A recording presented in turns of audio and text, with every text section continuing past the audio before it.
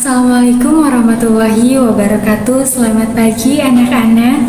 Semoga hari ini semuanya dalam keadaan sehat dan sudah siap belajar ya. Sebelum kita mulai pembelajaran, alangkah baiknya kita awali dengan berdoa. Berdoa dipersilahkan. Baik, berdoa dicukupkan. Bagaimana hari ini anak-anak? Semuanya dalam keadaan sehat? Bagaimana perasaannya sekarang? Mungkin ada yang bahagia, senang, sedih, tapi itu ditinggalkan dulu sejenak. Kita masuk untuk materi hari ini. Nah, dari anak-anak kan sudah mendapatkan materi terkait dengan hidrokarbon. Apa sih kaitannya Bu dengan materi yang akan kita bahas hari ini? Anak-anak pasti tahu bahwa hidrokarbon itu mengandung unsur dominannya C dan H. Nah, unsur C dengan H itu banyak sekali dapat kita jumpai dalam kehidupan sehari-hari, seperti pemanfaatan gas alam, kemudian gas yang biasa kalian temukan di dapur, lalu ada aspal, bensin, solar, itu semua merupakan salah satu contoh penerapan dari minyak bumi. Nah anak-anak, namun perlu kalian ketahui bahwa minyak bumi ini tidak dapat dimanfaatkan secara langsung. Kenapa sih? Karena kandungan-kandungan minyak bumi ini masih bersifat mentah atau istilahnya dikenal dengan gas alam. Lalu bagaimana supaya dapat dimanfaatkan? Minyak bumi dapat dimanfaatkan menjadi bensin, aspal, solar, dan lain-lainnya melalui sebuah proses yang dikenal dengan destilasi bertingkat. Tujuannya untuk apa sih Bu dan bagaimana sistemnya? Destilasi bertingkat ini merupakan sebuah proses di mana nanti minyak mentah ini akan dipisahkan melalui titik didihnya yang berbeda-beda. Kalian penasaran seperti apa prosesnya? Yuk simak videonya. Baik anak-anak, Ibu akan mengenalkan terlebih dahulu untuk sistem dari destilasi bertingkat ini. Yang pertama itu ada tanur. Tanur ini merupakan tempat dari proses pemanasan minyak mentah. Lalu yang kedua itu ada jalur penghubung. Nah, biasanya jalur penghubung ini berfungsi untuk menghubungkan antara tanur dengan sistem vaksinasinya. Lalu yang ketiga, kalian bisa melihat tingkatan-tingkatan dari setiap fraksinya. Biasanya itu dihalangi oleh skat-skat yang menunjukkan bahwa setiap tingkatan itu memiliki titik didih yang berbeda-beda. Lalu benda-benda bulat ini menunjukkan setiap komponen dari minyak mentahnya. Biasanya dengan warnanya yang berbeda dan ukurannya yang berbeda, inilah yang menunjukkan titik didihnya berbeda pula. Nah, kita ambil 3 contoh ya anak-anak semua. Di sana ada 3 warna. Yang pertama ada warna hitam menunjukkan fraksi aspal. Yang kedua warna biru menunjukkan fraksi parafin atau lin. Dan yang ketiga ada warna hijau menunjukkan fraksi oli. Oke semuanya, karena kita sudah mengenal untuk tadi setiap komponen dari sistemnya, yuk disimak untuk video pemisahan dari fraksi minyak bumi. Untuk proses dari pemisahan fraksi minyak bumi ini, tahap pertama adalah proses pemanasan, di mana minyak mentah ini akan mengalami proses pemanasan yang terjadi pada tanur. Nah, pada proses pemanasan ini akan terjadi perubahan wujud yang semula dari wujud cair menjadi wujud uap. Lalu, uap dari minyak mentah yang sudah dihasilkan akan mengalami proses pemindahan dari tanur masuk ke sistem dari tingkatan vaksinasinya melalui jalur penghubung. Selanjutnya, uap minyak mentah ini akan memasuki fraksi yang pertama. Nah, di fraksi yang pertama, sebagian ada yang mengalami kondensasi dan ada yang mengalami penguapan kembali. Bagaimana cara membedakannya? minyak mentah yang memiliki titik didih sekitar 500 derajat Celcius, dia tidak akan mengalami penguapan kembali, namun dia akan mengalami proses kondensasi. Kenapa? Karena proses destilasi bertingkat ini semakin tingkatannya ke atas, maka suhunya akan mengalami penurunan. Oleh karena itu, molekul yang besar tadi itu akan mengalami kondensasi karena dia memiliki titik didih di atas 500 derajat Celcius. Sementara untuk molekul-molekul yang lebih kecil, dengan ditunjukkan suhunya yang lebih rendah akan memasuki tingkatan fraksi yang kedua. Begitu juga yang terjadi pada fraksi yang kedua. Minyak mentah yang berada suhunya di antara 200 sampai 250 derajat Celcius itu tidak akan mengalami proses penguapan kembali, namun dia akan mengalami kondensasi. Dan untuk suhunya yang lebih rendah, maka dia akan naik ke fraksi yang ketiga. Nah, fraksi yang ketiga ini begitu juga sama halnya seperti pada fraksi yang pertama dan fraksi yang kedua. Apabila suhunya lebih rendah, maka dia akan naik ke fraksi yang keempat dan seterusnya. Baiklah anak-anak semua, itulah merupakan proses dari destilasi bertingkat, di mana prinsipnya itu memperhatikan dari titik didih yang dimiliki dari setiap fraksinya. Semoga materi ini dapat kalian pahami secara baik dan dapat kalian terapkan dalam kehidupan sehari-hari. Saya cukupkan. Terima kasih banyak untuk anak-anak yang sudah menyimak video ini hingga akhir. Semangat selalu dan sampai berjumpa di kesempatan yang akan datang. Saya tutup. Wassalamualaikum warahmatullahi wabarakatuh.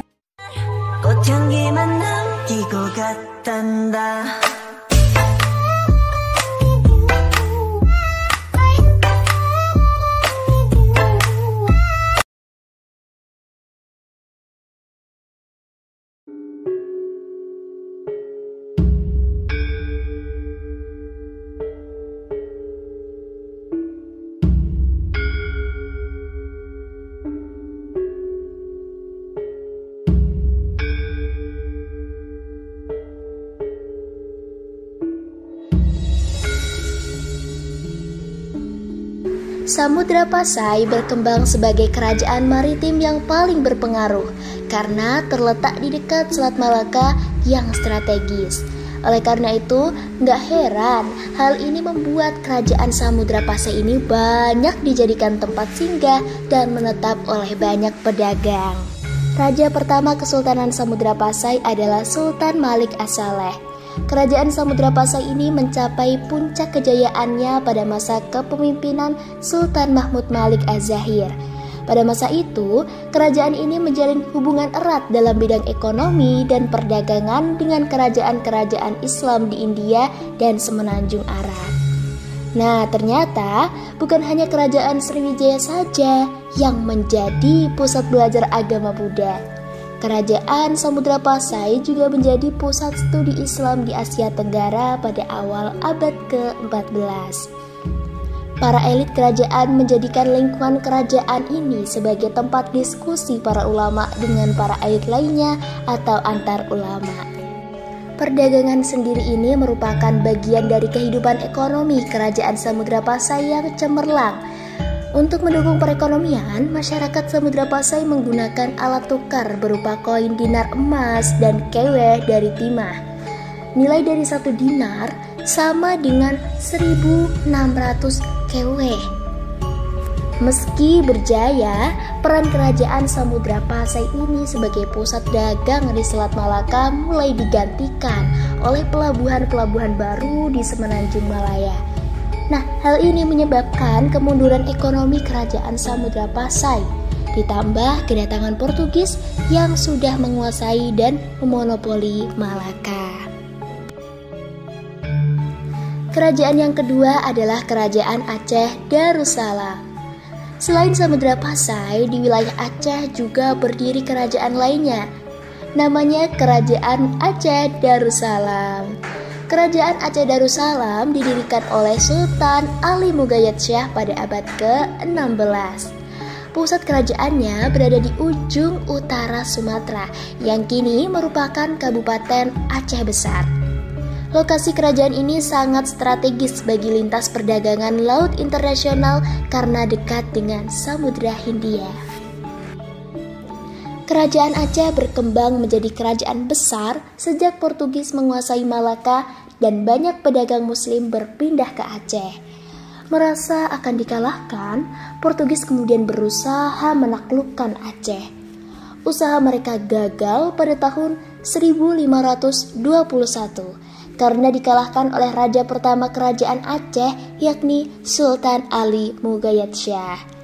Pada tahun 1524 pun pasukan Aceh berhasil menguasai Samudra Pasai. Pada masa pemerintahan Sultan Iskandar Muda, kerajaan Aceh Darussalam ini mencapai kejayaannya. Wilayah kekuasaan Aceh mencapai wilayah-wilayah yang saat ini berada di Sumatera Utara, Riau, hingga Jambi. Kekuatan Angkatan Laut Aceh yang tangguh ketika masa Sultan Iskandar Muda mengkhawatirkan Belanda dan Inggris yang ingin menguasai Selat Malaka pada saat itu. Bagai kehilangan induknya, kerajaan Aceh mengalami kemunduran setelah Sultan Iskandar Muda wafat. Pengaruh Belanda dan Inggris mulai mengusik Aceh dengan menguasai wilayah-wilayah kerajaan Aceh. Pada tahun 1873, Belanda menyatakan perang terhadap Aceh. Kegigihan rakyat Aceh inilah yang mampu menahan serangan Belanda hingga awal abad ke-20.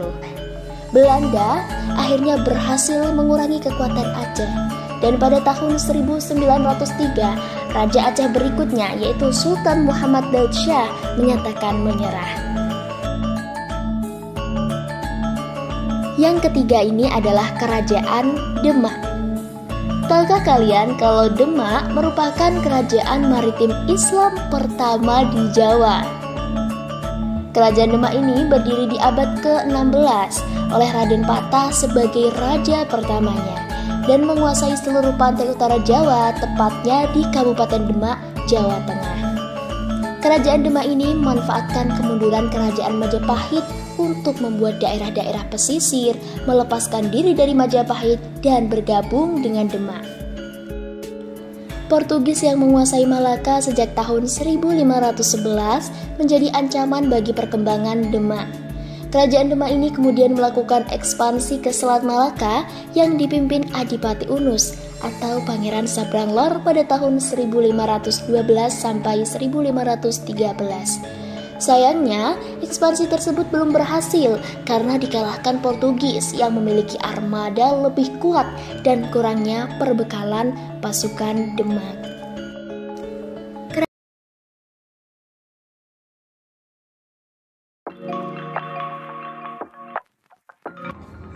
Halo teman-teman semua, tahukah kamu apa itu sumber daya alam? Sini, aku kasih tahu. Jadi, sumber daya alam adalah semua yang berasal dari bumi, biosfer, dan atmosfer. Sumber daya alam memiliki peranan penting bagi manusia untuk memenuhi berbagai kebutuhan hidup. Selain itu, sumber daya alam juga penting sebagai tempat tinggal manusia. Ada berbagai ragam sumber daya alam yang dapat diklasifikasikan menurut beberapa hal. Misalnya, berdasarkan sifat, potensi, dan juga jenisnya. Let's check this out. Klasifikasi sumber daya alam yang pertama adalah sumber daya alam berdasarkan potensinya. Berdasarkan potensinya, sumber daya alam dibagi menjadi 4 jenis. Yang pertama adalah sumber daya alam materi. Sumber daya alam materi merupakan sumber daya alam yang dalam pemanfaatannya kita memanfaatkan bentuk fisik dari sumber daya tersebut. Contohnya di sini ada besi. Besi sering kali kita gunakan dalam kehidupan sehari-hari. Contohnya di sini ada LCD. Nah, salah satu bahan baku dari pembuatan LCD merupakan besi. Contoh yang kedua adalah kayu. Kayu juga sering kali kita gunakan dalam sehari-hari. Contohnya adalah Kursi merupakan salah satu bahan bakunya juga terbuat dari kayu. Selain itu juga ada meja yang sama juga bahan bakunya itu merupakan dari sebuah kayu. Sumber daya alam yang kedua yaitu adalah sumber daya alam energi. Sumber daya alam energi merupakan suatu sumber daya alam yang energinya kita manfaatkan.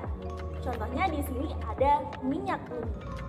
Nah, salah satu pemanfaatan minyak bumi adalah untuk menggerakkan motor, yaitu dengan memanfaatkan Pertamax.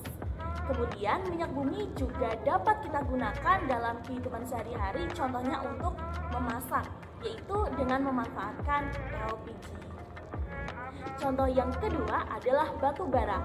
Batu bara merupakan salah satu energi yang seringkali dimanfaatkan dalam kegiatan industri. Sumber daya alam yang ketiga adalah sumber daya alam ruang. Sumber daya alam ruang merupakan suatu sumber daya alam berupa ruang atau tempat yang seringkali kita manfaatkan dalam kehidupan sehari-hari. Contohnya di sini ada sawah. Sawah seringkali kita manfaatkan dalam kegiatan pertanian, contohnya untuk menanam padi. Kemudian contoh yang kedua ada ladang. Ladang seringkali kita gunakan dalam kegiatan perkebunan. Contohnya yaitu untuk menanam jagung ataupun untuk menanam singkong. Nah, sumber daya alam yang terakhir yaitu sumber daya alam waktu. Sumber daya alam waktu ini memiliki keterkaitan antara sumber daya alam yang lainnya. Contohnya, apabila sedang musim kemarau, tentunya akan menyebabkan air itu sulit untuk ditemukan. Dengan adanya musim kemarau ini, dapat memberikan dampak terhadap aktivitas pertanian yang menyebabkan perairan di kegiatan pertanian ini sulit, sehingga tentunya dapat memberikan dampak pada hasil pertanian yang diperoleh. Jadi, sumber daya alam waktu ini memberikan dampak yang sangat penting kepada sumber daya alam yang lainnya. So, sumber daya alam waktu ini kita juga harus dimanfaatkan sebaik-baiknya. Berdasarkan jenisnya, sumber daya alam dibagi menjadi dua, sumber daya alam non-hayati dan juga sumber daya alam hayati. Sumber daya alam non-hayati atau tidak hidup, contohnya ada tambang, tanah, air, dan udara. Sumber daya alam hayati atau disebut juga biotik merupakan sumber daya alam yang berupa makhluk hidup seperti tumbuhan, hewan, mikroba, dan manusia. Berdasarkan sifatnya, sumber daya alam dapat dibagi menjadi dua, yaitu sumber daya alam yang dapat diperbarui dan juga sumber daya alam yang tidak dapat diperbarui. Untuk sumber daya alam yang dapat diperbarui, yaitu sumber daya alam yang mampu mengadakan pembentukan baru dalam waktu relatif cepat dan tidak dapat habis. Pembaruan ini bisa terjadi dengan dua jalan, yaitu secara reproduksi atau dengan adanya siklus. Untuk pembaruan dengan reproduksi, contoh penerapannya yaitu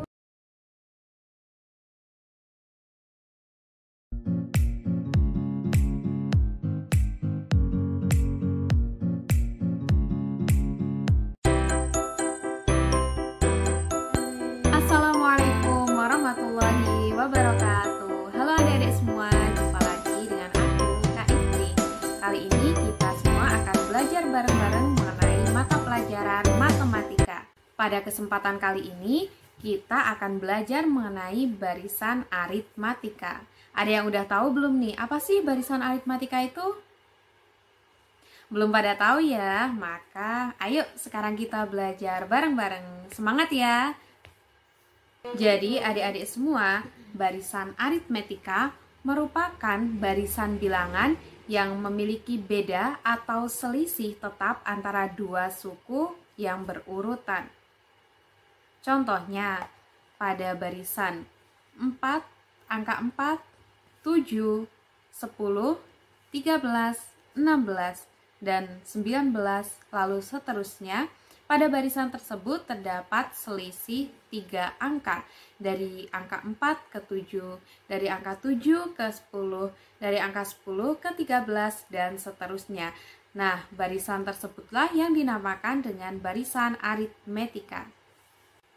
Contohnya dalam kehidupan sehari-hari, seorang pedagang pada mulanya memperoleh untung sebesar 10.000.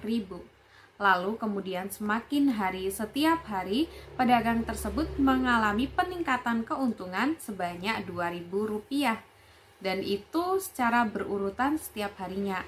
Maka keuntungan dari pedagang tersebut dapat kita buat menjadi baris aritmetika menjadi 10.000 pada hari pertama, 12.000 pada hari kedua, 14.000 pada hari ketiga, dan seterusnya. Nah, adik-adik semua, terdapat rumus untuk menentukan suku ke N dari baris aritmetika. Rumusnya adalah sebagai berikut. UN sama dengan A plus N min 1B. Kemudian terdapat rumus juga untuk menentukan beda pada barisan aritmetika, yakni sebagai berikut. B sama dengan UN minus UN minus 1.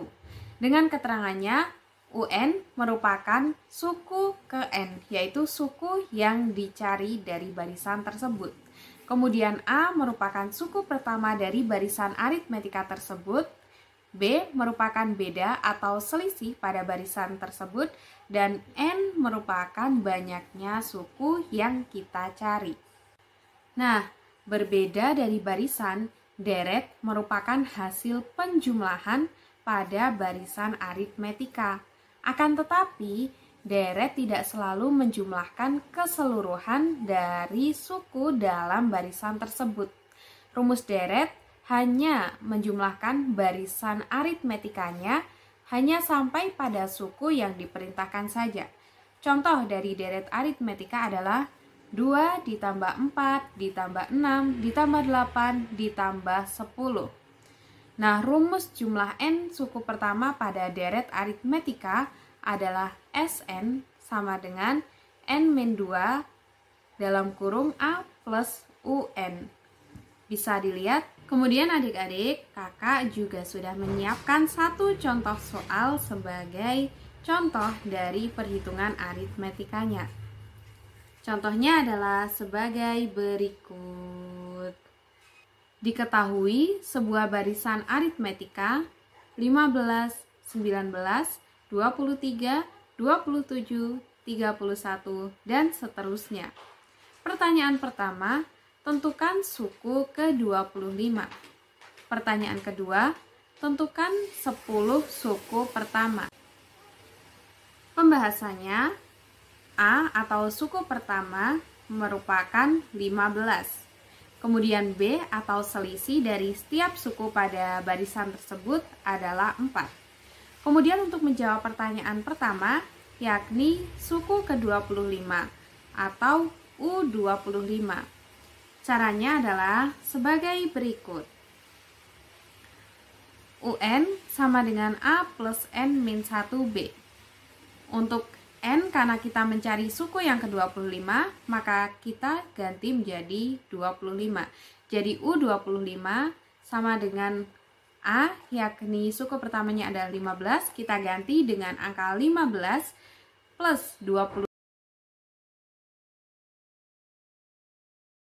Halo adik-adik semua, berjumpa lagi dengan aku Kak Sona yang akan menemani kalian dalam belajar biologi. Semoga kalian selalu sehat dan tetap semangat ya. Tahukah kalian bahwa pada tumbuhan itu ternyata juga memiliki sel-sel loh? Tidak hanya pada manusia dan hewan saja yang memiliki sel.